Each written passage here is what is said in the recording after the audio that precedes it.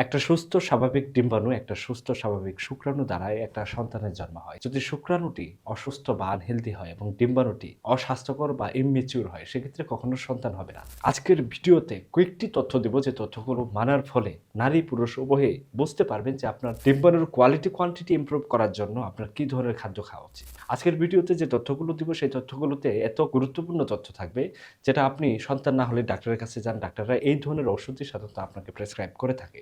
তবে যে ওষুধগুলো বলবো সেগুলো আপনার শারীরিক ক্ষতি হওয়ার সম্ভাবনা নাই, সুতরাং আপনি নির্দ্বিধায় নিকটস্থ একজন চিকিৎসকের পরামর্শক্রমে সেই ওষুধগুলো খেতে পারেন। গবেষণার তথ্য মতে 3টি খাবার শুক্রাণুর পরিমাণ বৃদ্ধি করে এবং শুক্রাণুকে অনেক বেশি গতিশীল এবং অনেক বেশি উন্নত করে। তার মধ্যে 1 নম্বর হচ্ছে ভিটামিন সি এবং ভিটামিন ই। জার্নাল অফ অ্যান্ড্রোলজির তথ্য মতে প্রতিদিন একটা পুরুষ 1000 মিলিগ্রাম করে যদি ভিটামিন সি গ্রহণ করে, তার শুক্রাণুর গতি বৃদ্ধি হয়। এবং ভিটামিন সি, ভিটামিন ই এই দুটি শুক্রাণুর অক্সিডেটিভ স্ট্রেস সেটা কমিয়ে ফেলে, ফ্রি রেডিক্যালস থেকে শুক্রাণুকে রক্ষা করে, যার কারণে শুক্রাণু লম্বা সময় বাঁচতে থাকে এবং অনেক বেশি হেলদি হয়। ইন্টারন্যাশনাল জার্নাল অফ জেনারেল মেডিসিনের তথ্য মতে প্রতিদিন কোনো ব্যক্তি, বিশেষ করে পুরুষ, যদি জিঙ্ক খায়, সেক্ষেত্রে তার শুক্রাণুর প্রোডাক্টিভিটি কখনো কমবে না এবং সে কখনো শুক্রাণুর রোগে ভুগবে না, যদি তার বডিতে গাঠনিক কোনো জটিলতা না থাকে। এবং এই জিঙ্ক সেলেনিয়াম ছেলেদের পুরুষের যে পুরুষত্বের যে হরমোন, সেটা কিন্তু অনেক বেশি ভালো রাখে। 3 নম্বর খাদ্যটি হচ্ছে এল আর্জিনিন এবং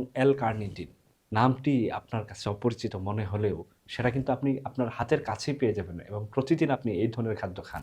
যে পুরুষরা প্রতিদিন এল আর্জিনিন, এল কার্টিনিন তার খাদ্য তালিকায় রাখে, সেক্ষেত্রে সে পুরুষের শুক্রাণুর প্রোডাক্টিভিটি অনেকাংশে ভালো থাকে। এবার মেয়েদের কথা যদি আসি, মেয়েদের ডিম্বাণুর কোয়ালিটি এবং ম্যাচিউর করে 3টি ভিটামিন। তার মধ্যে 1 নম্বর হচ্ছে অ্যান্টিঅক্সিডেন্ট। অ্যান্টিঅক্সিডেন্টের মধ্যে ভিটামিন এ, সি, ই, যেটা আপনারা অনেকেই জানেন। কোথায় পাবেন এগুলো নিয়ে ভিডিও দেওয়া আছে। Harvard T. H.. চান স্কুল অফ পাবলিক হেলথের গবেষণা মতে প্রতিদিন যদি কোনো নারী 400 থেকে 600 মাইক্রোগ্রাম করে ফলিক অ্যাসিড খায়, তাহলে তার বন্ধ্যা হওয়ার ঝুঁকি কমে যায় এবং তার কখনো প্রতিবন্ধী শিশু জন্ম হবে না, তার সন্তান জন্ম দেওয়ার ক্ষমতা বৃদ্ধি পাবে। 3 নম্বর খাদ্যটি হচ্ছে omega 3 fatty acid. American journal of clinical নিউট্রিশনের তথ্য মতে ওমেগা 3 ফ্যাটি অ্যাসিড গ্রহণ করলে ডিম্বাশয় হয়ে থাকা যে ডিম্বাণু, সেটার যে গুণগত মান সেটা প্রায় 50% বৃদ্ধি হয়। এবার আসল কথাবার্তায় আসি, সেটা হচ্ছে সন্তান নিতে চাইলে, শুক্রাণুর ডিম্বাণুর মান ভালো রাখতে চাইলে কি করবেন? প্রথমে পুষ্টিকর খাদ্য। মেয়েদের ক্ষেত্রে ফলিক অ্যাসিড খেতে হবে, ছেলেদের ক্ষেত্রে ফলিক অ্যাসিডের তেমন কোনো রুল নেই বা কাজ নেই। ফলিক অ্যাসিড কোথায় পাবেন? সবুজ শাকসবজিতে, ব্রকোলিতে পাবেন, কমলা, বাদাম, ডিম এগুলোতে পাবেন। ওমেগা 3 ফ্যাটি অ্যাসিড খেতে পারেন। ওমেগা 3 ফ্যাটি অ্যাসিড স্বামী স্ত্রী উভয় খেতে হবে। এটা পুরুষের ক্ষেত্রে অনেকটাই হেল্প করে। অলিভ অয়েলে পাওয়া যায়, সামুদ্রিক স্যামন মাছে পাওয়া যায়, আখরোটে পাওয়া যায়। অ্যান্টিঅক্সিডেন্ট জাতীয় খাদ্য খেতে হবে, এটা নারী পুরুষ উভয়ের জন্য অত্যন্ত গুরুত্বপূর্ণ। ভিটামিন ডি খেতে পারেন। সেটা কোথায় পাবেন? সূর্যের আলোতে ভিটামিন ডি পাওয়া যায়, ডিমের ভিটামিন ডি পাওয়া যায়, দুধের মধ্যেও একটা অ্যামাউন্টের ভিটামিন ডি পাওয়া যায়। পুরুষদের জন্য কয়েকটি গুরুত্বপূর্ণ ভিটামিন যেগুলো বললাম, সেটা নারীদের জন্য অনেক বেশি গুরুত্বপূর্ণ। কিছু কিছু পুরুষরাও খেতে পারে, তবে পুরুষদের জন্য স্পেসিফিক কিছু গুরুত্বপূর্ণ ভিটামিন আছে, যেটা পুরুষের স্পার্মের কোয়ালিটি কোয়ান্টিটি বৃদ্ধি করে। তার মধ্যে 1 নম্বর হচ্ছে জিঙ্ক খেতে পারেন। কুমড়ার বিচি, কাঠবাদাম, মাশরুম, ডিমে জিঙ্ক পাওয়া যায়। এল কার্নিটিন খেতে হবে, এল আর্জিনিন খেতে হবে। সেটা কোথায় পাবেন?